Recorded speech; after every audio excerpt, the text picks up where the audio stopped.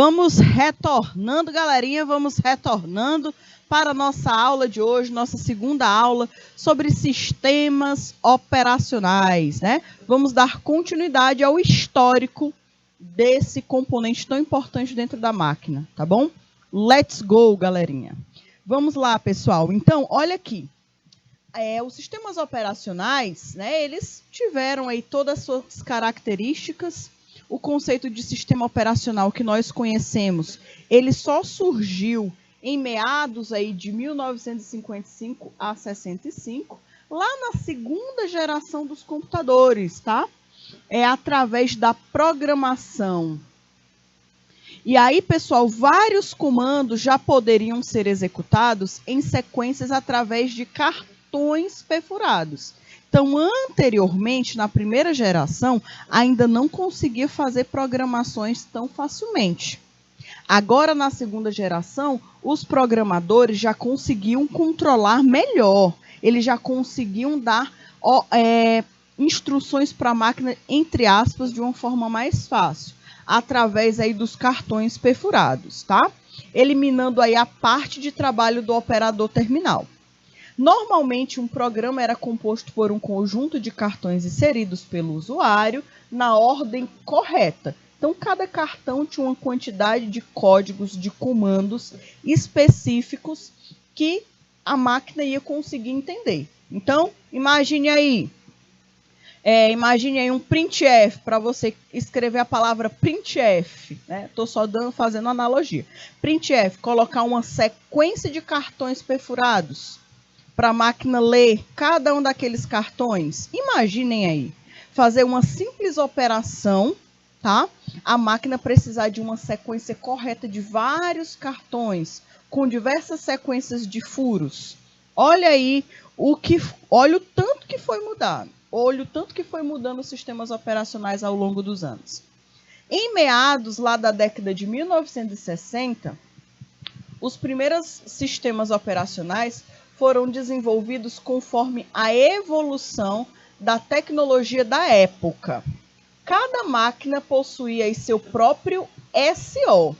Então, uma característica bem específica. Antigamente, cada máquina tinha o seu. Cada máquina era pensado um sistema operacional dedicado para ela. Hoje em dia, a gente sabe que não é assim.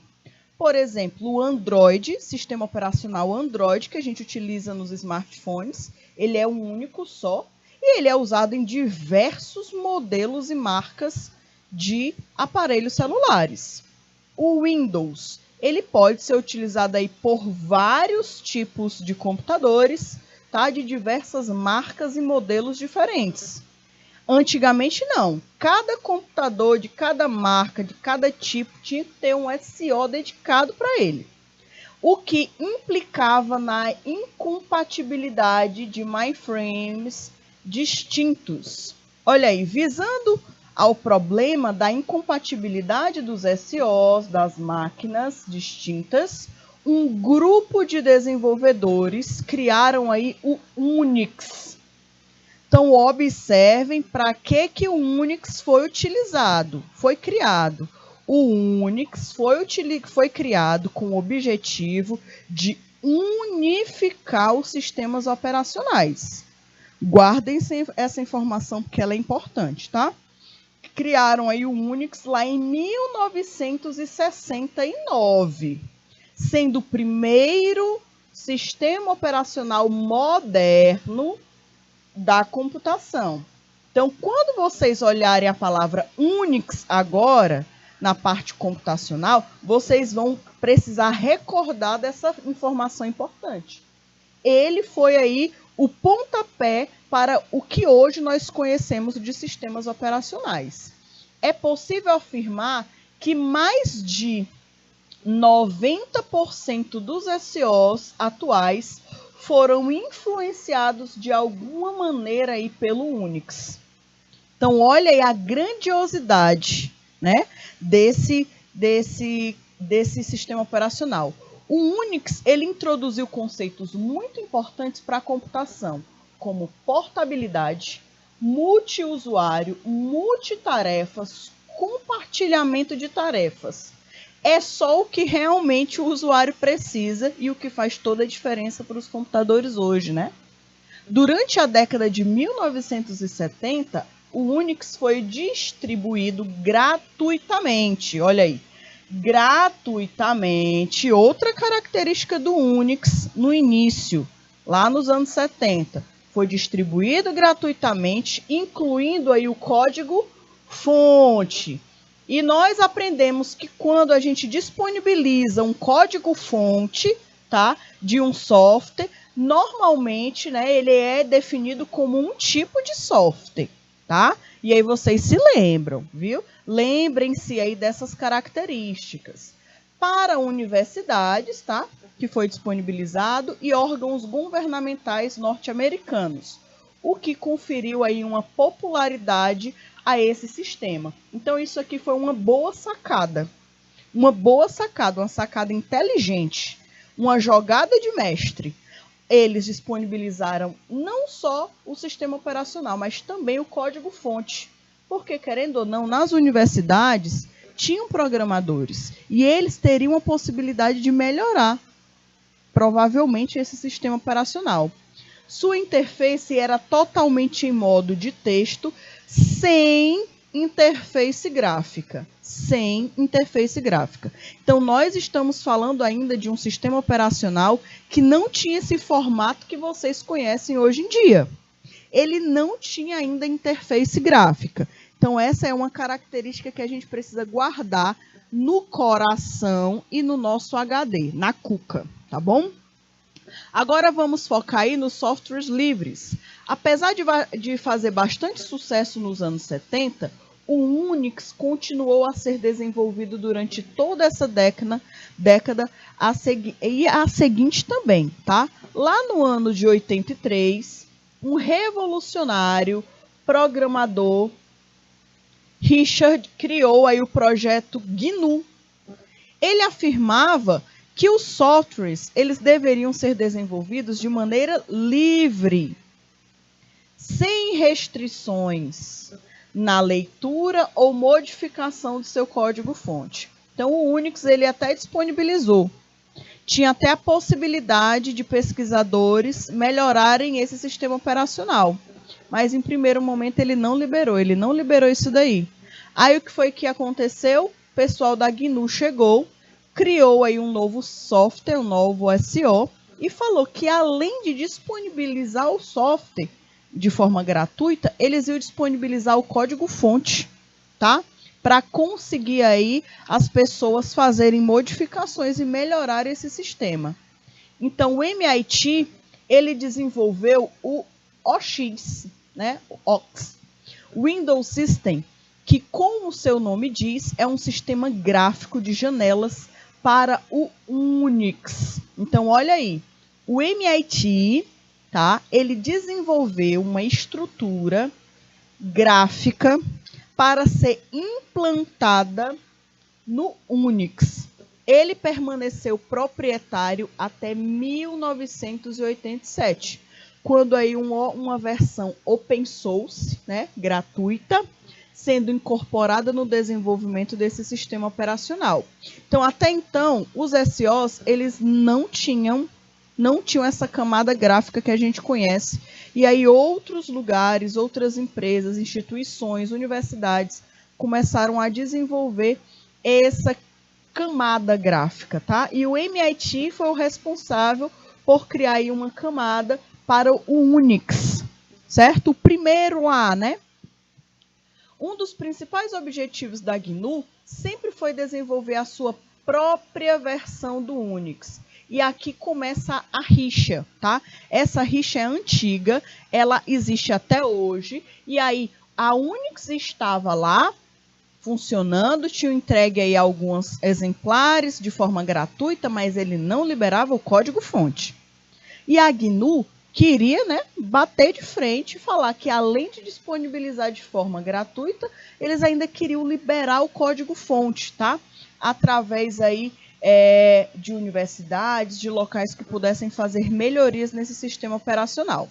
Então, através de um kernel próprio, chamado GNU, Contudo, esse núcleo possuía muitas falhas de sistema, comprometeu aí muito o seu desenvolvimento. Então ainda não tinha uma tecnologia, tá, dedicada ainda que pudesse resolver os problemas da galerinha do GNU. Visando estas falhas, um programador chamado Linus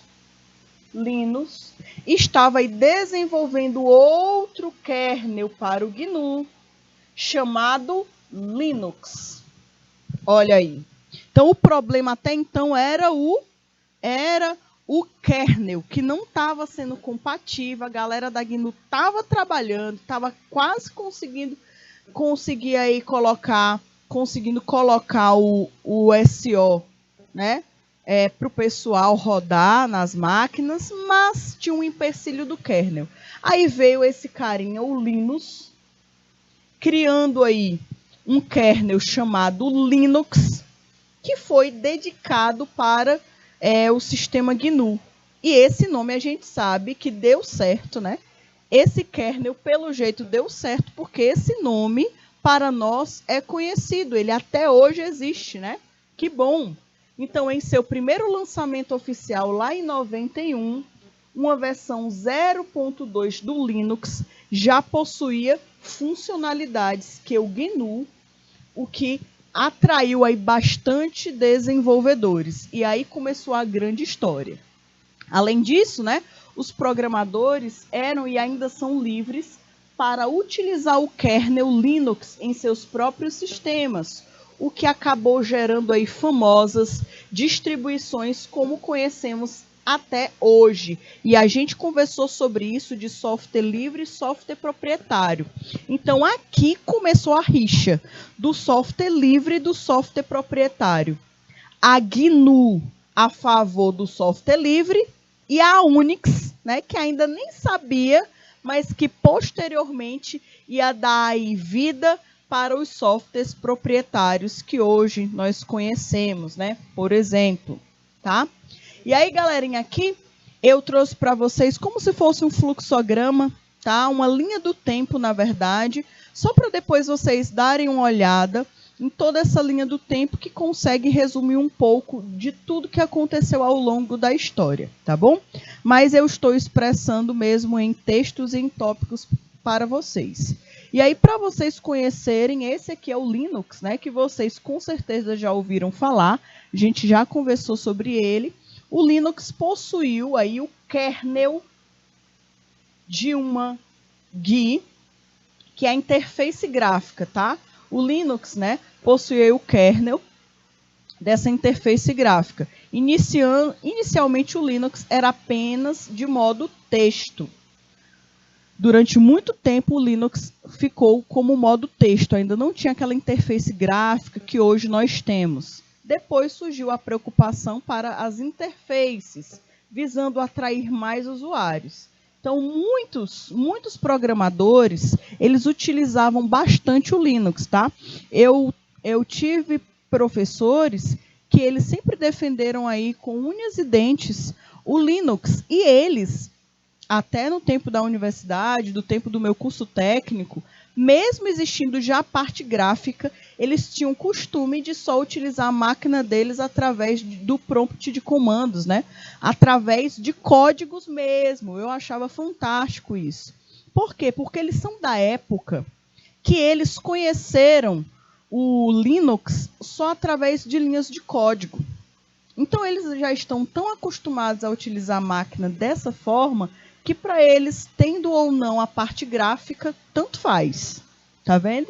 E aqui, pessoal, eu trouxe para vocês algumas interfaces para vocês ficarem ligadinhos. Essa aqui foi uma das primeiras interfaces para o Linux, lá em 1998. KDE 1.0. Percebam aí a estrutura da figura, né? Percebam o formato que essa figura tinha. Não tinha tantas cores, não era tão atrativa, mas para aquela época era, tá? Hoje, se a gente visualizar, talvez não seja tão atrativo para os nossos olhos por conta das tecnologias que nós temos hoje. Mas naquela época isso aqui era revolucionário, viu? O Linux KDE 3 Aqui nós já temos mais cores, tá? E com certeza mais funcionalidades. A gente percebe que nós já temos as estruturas gráficas que nos possibilitam identificar, né, os menus, ó, a utilização de menus, entrar aqui em páginas web, ó, através de aplicativos, que anteriormente não era possível fazer isso dessa forma, clicando aqui em uma aplicação, não era. Era tudo através de linhas de código, tá bom? Esse aqui, ó, que a gente já consegue visualizar uma mudança muito grande, né? Aqui é o 2010, tá? Aqui nós temos, ó, várias informações, instruções. Aqui a gente já conseguia mudar planos de fundo, layouts. Nós tínhamos aí já várias aplicações modernas mesmo, tá? Aqui não deixava a desejar para ninguém, tá bom? Porque nesse tempo que eu já utilizava, não deixava a desejar em nada, tá? Tinha todos os recursos que normalmente nós temos hoje. E aí, esse aqui é o de 2010, mas esse aqui é o de 1999, com os famosos joguinhos, né? Com os famosos joguinhos, eita que esse aqui era sucesso, né? Teve um tempo aí na fase da vida que a única coisa que eu sabia fazer no computador era realmente mexer nesses jogos. E aí foi quando eu aprendi a lógica do campo minado. Quem é que sabe aí a lógica do campo minado? Durante muito tempo eu achei que era de forma de sorte. Durante muito tempo eu achei que era sorte o campo minado. Mas existe uma lógica para jogar esse jogo. Com certeza vocês sabem, na minha época eu demorei para descobrir, tive que apanhar sozinha, mas descobri. Se vocês não souberem, depois eu conto aí para vocês, quem quiser, tá bom? Quem não souber, eu conto. Tinha também, ó, aquele sistema de páginas já, tinha aí os calendários, já tinha todo o sistema de drives para você instalar os drives na máquina. Pessoal, aqui tava show de bola, tá? Show de bola demais. Já tinha muitos recursos que a máquina poderia ofertar. Olha aí a diferença. Esse aqui já é uma versão de 2002. Nós percebemos que ele é um pouco mais robusto ainda, tá? Essas cores normalmente é por conta do plano de fundo que foi escolhido, do tema, tá? Da página, que poderia ser modificado também. Mas aqui a gente já percebe que existem todas as estruturas, ó, de salvar imagens, de renomear essas imagens. Aqui, pessoal, já existia tudo, editor de texto, tá? Já tinha navegador de internet normalmente, certo? Isso tudo aqui no sistema Linux, tá? No sistema Linux, que infelizmente muita gente não utiliza, não é tão acessível ainda, porque as pessoas não conhecem. Na verdade, ele é acessível, né? O problema é que as pessoas não conhecem, porque o que se popularizou muito, pelo menos aqui, foi o Windows, tá? E é porque ele é proprietário, é porque você tem que tirar dinheiro do bolso, imagine, né? Outro nós temos, né? O Linux 2011, é uma versão do Linux, o GNOME, tá? Que é um outro sistema operacional do tipo Linux, que aí, galerinha, também tem muitos recursos fantásticos, tá? E aí, pessoal, olha aqui, eu trouxe para vocês esse gráfico, que a gente consegue observar o seguinte: mercado atual de desktops, né? Normalmente, muitas pessoas, através desse gráfico, a gente pode observar que muitas delas ainda utilizam sistemas proprietários. Observem aqui o open source, né? Olhem aqui no caso, nós só encontramos Windows, Windows, Windows, Windows, Windows, né? Olha aí. Olha a grande porcentagem do sistema operacional que mais é utilizado. É o Windows. E além do Windows, depois do Windows, é o macOS. macOS é que só não está com abrangência maior, Por quê? Porque não é um sistema tão acessível assim. Mas percebam que mesmo tendo recursos open source, as pessoas ainda não conhecem tanto assim o sistema operacional Linux, tá? Que é um dos pontos que precisam ser ainda explorados cada vez mais por nós, né, da área da computação. Nós precisamos conhecer esse sistema operacional para que a gente conheça as potencialidades que ele tem, até para oferecer para os nossos clientes, para os nossos colegas. Computadores com sistema operacional Linux são muito mais baratos do que com Windows. E aí, galerinha, eu trouxe para vocês também visualizarem as interfaces Windows. Observem. Aqui nós temos uma interface lá de 85, uma das primeiras versões, rodava uma instalação prévia do MS-DOS e utilizava muito mouse e precisava treinar o usuário, né? Quando era instalado esse sistema operacional na máquina, o usuário realmente precisava de um treinamento para ele entender como funcionava. Aqui, lógico, ele já utilizava o mouse, já tinha o mouse para fazer aqui as tarefas, mas nós temos aqui um computador que tinha uma interface gráfica, mas estava um pouco longe da que nós conhecemos hoje em dia. Até mesmo porque era o início de tudo, tá? Olha aí, o Windows 2.0 em 87. Olha aqui, pessoal. Isso daqui é uma calculadora, tá? Provavelmente a mesma lógica que tem nessa calculadora básica, que é uma calculadora básica, só não é tão básica, só não é igual a de vocês, que vocês fizeram, porque a de vocês não tinham essas operações aqui, ó, tá?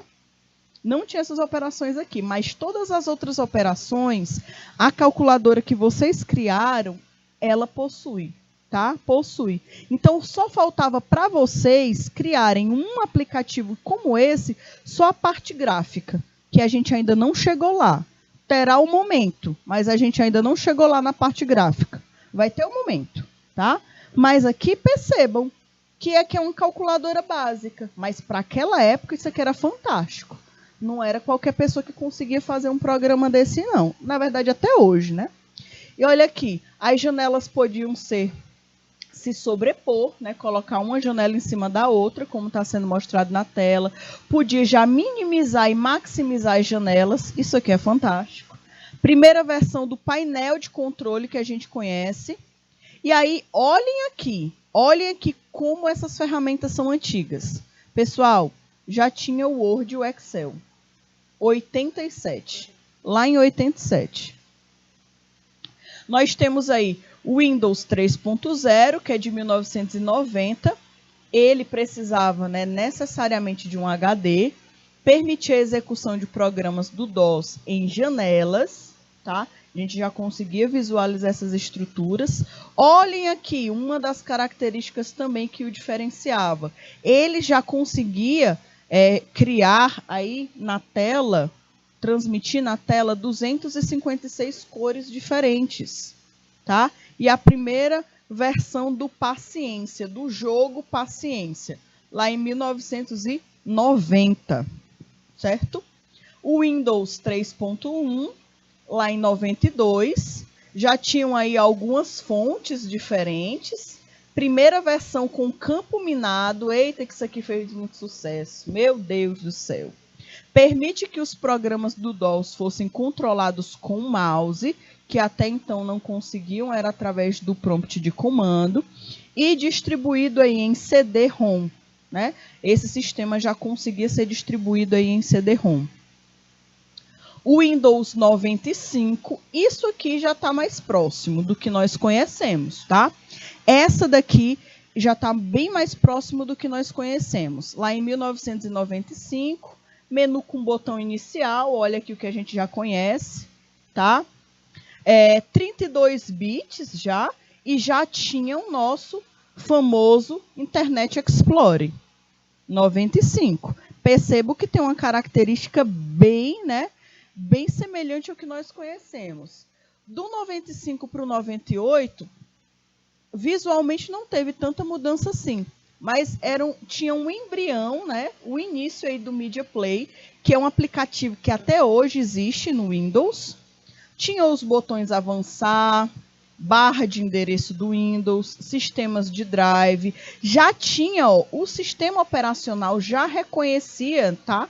USB, que aí nessa época também surgiu o USB, que foi uma revolução. E nos anos 2000, nós tínhamos aí o Windows ME, versão do Windows para usuários finais, tá? Era algo muito mais próximo do que nós conhecemos hoje. Ferramentas de recovery, Movie Maker, olha aí o Movie Maker aqui. Olha aqui, pessoal, nós temos todas aquelas estruturas que normalmente a gente conhece, mas de uma forma muito mais robusta, né? O Windows 2000, tá? Versão para servidores. A gente vai conversar sobre isso, mas existem sistemas operacionais que são dedicados para o usuário final como nós e tem sistemas operacionais dedicados aí para servidores, tá? Versão aí para servidores. Tinha suporte, tá? Para comandos dedicados para esse estilo de máquina. E isso aqui foi a revolução. O XP, que até hoje muitos aclamam o XP e até hoje gostariam que retornasse, certo? Foi lançado em 2001, fazia gravações de CD, isso aqui era fantástico, tinha um autoplay, tá? Durou, olha o tanto tempo que esse carinha ficou no mercado, 13 anos, tá? Mas aí tinha problemas aí com segurança. Tudo aí tem o seu lado bom e o seu lado ruim, né? Mas tinham recursos fantásticos. Olha aí esse aplicativo já para edição de áudio, né? Nós conseguimos fazer tudo. Gente, para mim esse aqui foi um dos melhores sistemas operacionais, de verdade. A partir daí, os sistemas operacionais, não sei o que foi que aconteceu, ficaram muito pesados. Chegou aí o Windows Vista, não ficou tanto tempo assim no mercado, não. Logo veio o Windows 7, mas que foi lançado em 2007. Houve melhorias gráficas muito consideráveis, mas aí já sabe, né? Com uma grande capacidade gráfica também tinha um processamento que também precisava mais. Ferramentas já de DVD, controle de contas de usuário, controles de drives. Olha que percebam a interface gráfica, que era muito mais bem elaborada, tá? Foi muito mais dedicado para a interface gráfica esse sistema operacional. E aí chegou que, para mim, depois do Windows XP, para mim, Amanda, depois do Windows XP, o que eu mais gostei de utilizar até hoje foi o Windows 7, tá? 2009, que foi o lançamento dele, fez todos, né, pularem do XP direto para ele. Tá vendo como o povo ainda ficava no XP? Gostava do XP ainda? Então, só quando o 7 veio foi que o pessoal que amava o XP saiu de lá e foi para o 7. Também tinha uma vista estável. Esse sistema operacional aqui, muitos computadores até hoje utilizam, viu? Por isso que eu falei para vocês que na hora de fazer a formatação de uma máquina, você tem que ficar ligado na necessidade do teu cliente. E aí, pessoal, nós temos o Windows 8, foi lançado em 2012, com impactos grandes de mudança de interface, tá? Tinha um rápido suporte, principalmente para quem? Para USB 3.0, que também era um lançamento do mercado, tá? USB mais rápida, ok? Nós tínhamos, né, o Windows 8.1, que foi lançado em 2013. Não vingou durante muito tempo, não. Logo veio outras atualizações. Retorna ao botão iniciar, olha aqui. Maiores permissões com a tela de início era uma característica. E aí depois veio o Windows 10, que nós conhecemos bastante. Foi lançado aí em 2014. Já tinha muitas funcionalidades mais interativas com o usuário. E tinha também algo legal, que era a parte da loja, né? Nós temos agora no Windows o sistema de loja, que ao invés de você precisar ir lá no site de uma empresa, de um programa, Às vezes você consegue baixar literalmente na lojinha do Windows o programa já. Se ele for gratuito, você baixa gratuitamente. Se ele for pago, você tem que pagar para usar, tá bom? Mas o bom é que facilita, que ele já guarda, ele já é instalado aí diretamente na máquina. Teve aí já, ó, a liberação para games, então você conseguia jogar vários jogos aí do Xbox, né? Xbox diretamente na tua máquina, se ela tivesse suporte. Então, uniu aí vários e vários e vários dispositivos, tá bom? E além do Windows, a gente não pode deixar de passar por esse histórico, porque da mesma forma que o Linux estava vivendo uma transição, estava passando por uma mudança, ao mesmo tempo o Windows também estava passando por uma mudança, por transformações ao longo do ano. E do outro lado também, porque eram 3 lados, né? Do outro lado, nós tínhamos também o sistema operacional macOS. Então, o macOS, ele também passou por diversas transformações ao longo dos anos, certo? Aqui é o primeiro aí, lá em 84, a gente percebe uma estrutura gráfica já muito bonita, comparado aos outros, tá? Bem feita, não tinha cores, só era, na verdade, só 2 cores, preto e branco, porém já tinha uma estrutura bem bonita, tá? Em 85 ainda que a gente consegue observar múltiplas pastas, já tinha comando de desligar, já tinha sistema de arquivos hierárquicos. Em 86 já suportava tecnologias SCI, introduziu aí o Mac Plus também, foi uma nova funcionalidade. Nós tínhamos aí o macOS 87, que houve já melhoramentos de hardware, e é porque a gente está falando do sistema operacional. Mas, vocês sabem, os dois precisam andar juntos, tá? Então, houve também melhorias no hardware e tornaram aí o sistema melhor, com essas mudanças do hardware da máquina. Em 87 também, houve aí, no caso, aplicações em background, né? O primeiro que teve uma numeração de versões oficial, tá vendo? E aí já tinha várias estruturas, ó, de cor, de som, muitas e muitas e muitos outros recursos. O 88, ele também já permitia que os usuários gravassem rotinas de teclado e mouse. Rotinas. Um sistema operacional completo e estável. Então, aqui já se trazia muitas diferenças nos sistemas operacionais da macOS, tá? Somente 15 programas poderiam ser instalados. E aí, lógico, existiam também os seus recursos também que eram inferiores, mas que comparado aos outros, isso aqui já era uma grande diferença. Já o 91, olhem aqui o que a gente já tem. Nós temos um sistema de memória virtual, compartilhamento de arquivos, nós temos também disponíveis para CD. Olha aqui o local das cores, tá? Definição de cores também já era muito mais dedicado, específico. Nós tínhamos também o System 7 lá em 91, sistema de memória virtual, compartilhamento de arquivos, tá? O 97, aqui a gente já começa a observar mais cores, uma estrutura mais arredondada. Arquivos poderiam ser copiados no background. Olha aqui, já tinham temas. Em 97, eles já tinham temas para interfaces, tipos diferentes de temas, se você quisesse escolher para mudar o plano de fundo da sua tela. E logo após a volta do Jobs, né? O macOS 99 gerenciava já uma forma melhorada da memória, melhorou o suporte para redes sem fio. Aqui em 99 eles já se preocupavam com essa situação aí da rede sem fio para melhorar essa informação entre a máquina e a internet, tá? E as redes sem fio, no caso. Internet não, as redes sem fio em geral.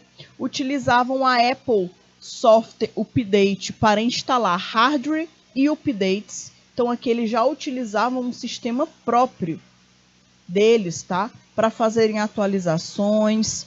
Isso aqui, como sempre, né, pensando muito, muito além, muito à frente da época, tá?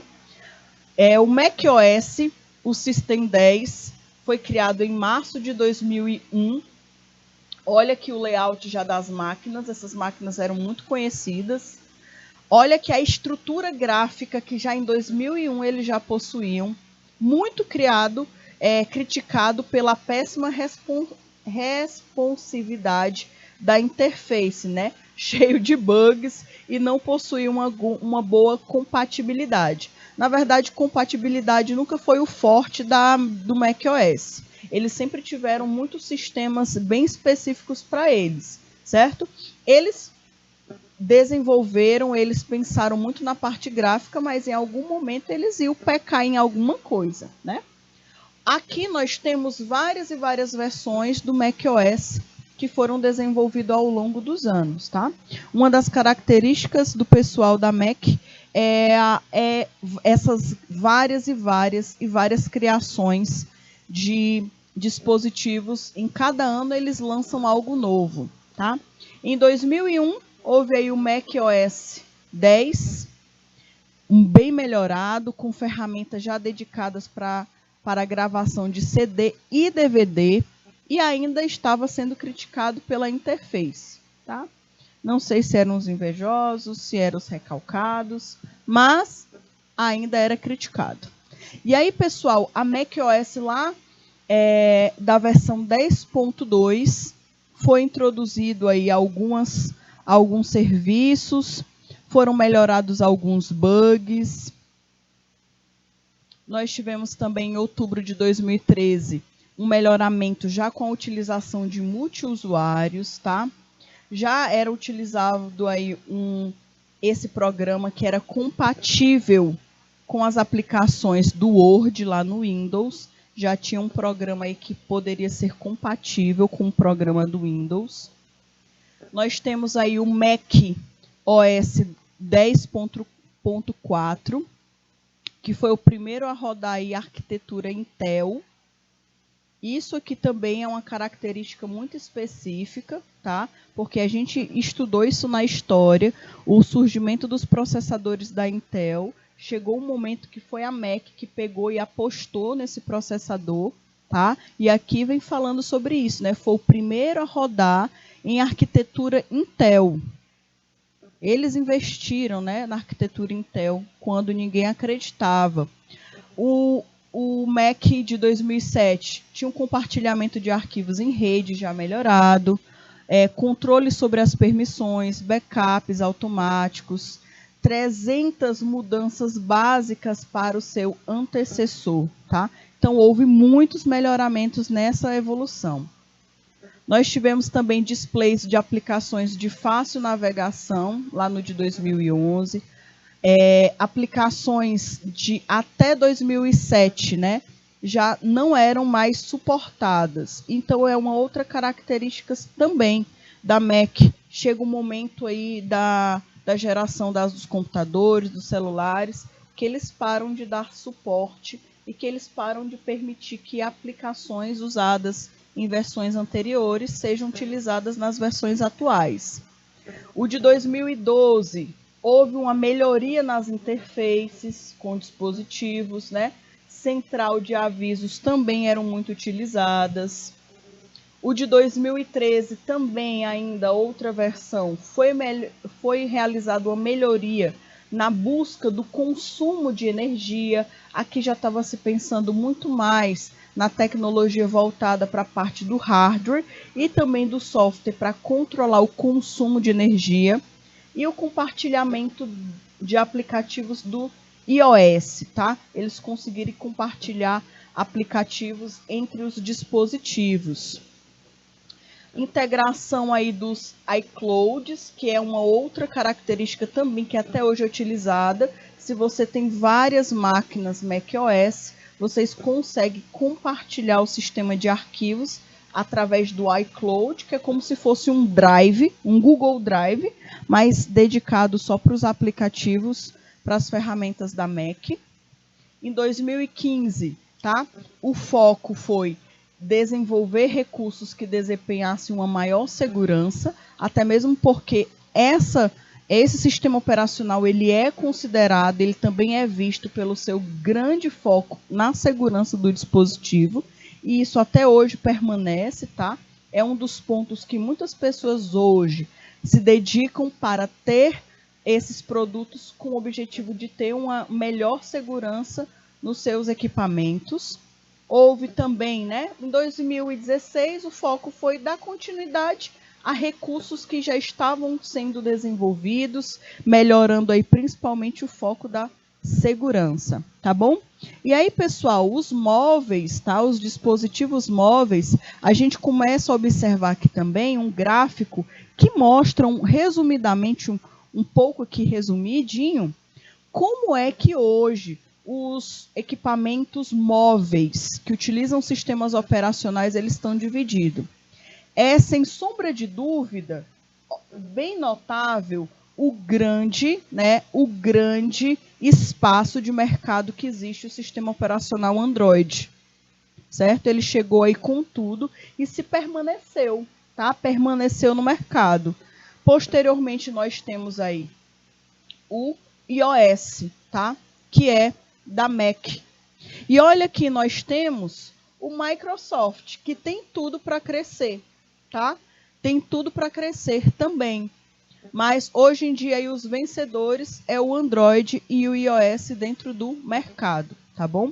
Então, pessoal, a gente precisa observar que cada sistema operacional ele tem um foco, tem um objetivo. Cada sistema operacional tem suas características próprias, dedicadas também para o recurso de hardware, tá? Não tem como, por exemplo, você pegar um sistema operacional Windows e instalar lá em um computador, por exemplo, da Mac. Não dá. Na verdade, tem formas, mas naturalmente não dá. E vice-versa, tá? Por quê? Porque são sistemas operacionais que não são compatíveis. Não são compatíveis com a parte também do hardware. Eu sempre falo para vocês que o software ele precisa ser compatível com o hardware e o hardware precisa ser compatível com o software. Então, nesse primeiro momento, a gente vai entender esses sistemas operacionais como dessa forma. Posteriormente, nós iremos aprender que existem outros recursos, que a gente pode utilizar outras ferramentas para ter acesso a esses estilos de sistemas operacionais dentro de uma máquina que já tem outro sistema operacional instalado, tá? E aí, pessoal, para vocês observarem, nós temos o Android, né, que é o sistema operacional que foi desenvolvido pela Google, tá? A plataforma de desenvolvimento é Java, C, que é a linguagem que vocês aprenderam no módulo 1, e C++. Ele possui licença de código aberto e já foi desenvolvido a partir do sistema Linux. Então, vejam aí, né, quantas colaborações que o Android possui. O seu sistema ele é integrado com os serviços da Google, então é comum que tudo da Google esteja vinculado aí ao Android e que todos os sistemas da Android normalmente venham várias aplicações da Google que às vezes você não consegue nem instalar do sistema operacional, tá? Sua arquitetura é dividida em bibliotecas, MyFrames, kernel. O kernel realiza, no caso, a comunicação entre o software e o hardware e, no caso, né, utiliza várias e várias bibliotecas que facilitam o melhor funcionamento desse sistema operacional. O legal é que diversas empresas que utilizam o Android modificam o Android de acordo com a sua realidade, por exemplo, tá bom? Então, galerinha, a gente está finalizando a nossa aula por aqui. Eu deixei para vocês algumas questões com os professores mediadores, deixei outras para vocês aqui durante a aula, certo? Respondam, vejam o slide. Eu vou disponibilizar para vocês o material que eu fiquei de disponibilizar, que é um material sobre sistemas operacionais. É um livro muito bom. E aí, na próxima semana, galerinha, a gente se encontra novamente. Um forte beijo, um forte abraço. Fiquem com Deus e até a próxima aula, pessoal. Tchau, tchau.